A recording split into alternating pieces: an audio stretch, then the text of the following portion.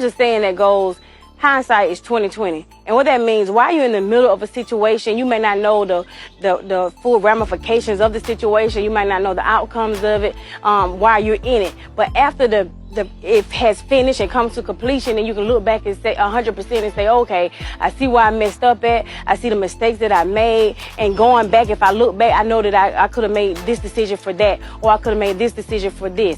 And I'm saying that to say this. When I was raising my kids and they were growing up, and sometimes I had to struggle. Sometimes I had to struggle a lot.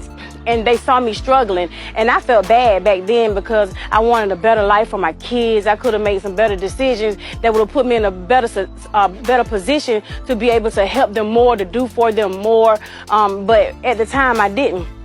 And like I said, I felt bad because they saw me struggle and they saw me working so hard, long hours, and I had to, sometimes I couldn't cook full meals, but I had to have food for them to warm up, or, they never went without, but, I had to struggle along the way, and I thought that it would have a bad outcome on them.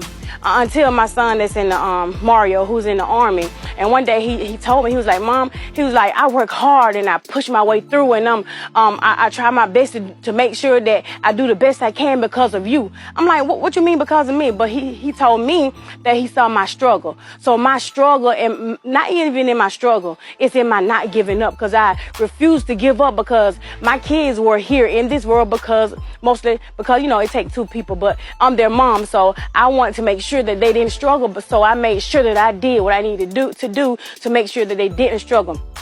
I worked hard. I did not let no be my answer. I kept on no matter what. If I was sick, I went to work. Whatever it was, we had food. I made sure we had food. I made sure that they didn't go without. And he saw my struggle. Not only him, all my other kids saw my struggle. And to this day, they tell me that, Mom, because we saw you struggle, because we saw you go through, not just struggling, like I said, but pushing your way through, we have that in us to make sure that we got to do what we got to do. We can't accept no for an answer. We got to press our way and move through. So I want to encourage those who are going through right now. You may be struggling right now, but that season don't last always, because I thank God that I don't have to struggle now, but I did back then. And so if you're going through right now, I want you to know that don't feel bad because your children might see you struggling, but they also see you not giving up. They also see you pressing on. They also see you making a way where somebody else could have gave up and say, well, I don't have a way. They could have gave the kids up, or whatever the reason may be. So don't feel bad. When you look back, when you're going to get in a position to look back, hindsight is 20/20. You're going to look back and say, wow, I see where I did struggle, or I did go through these situations and it was hard, but I never gave up. So let that be your legacy for yourself and for your children, to never give up.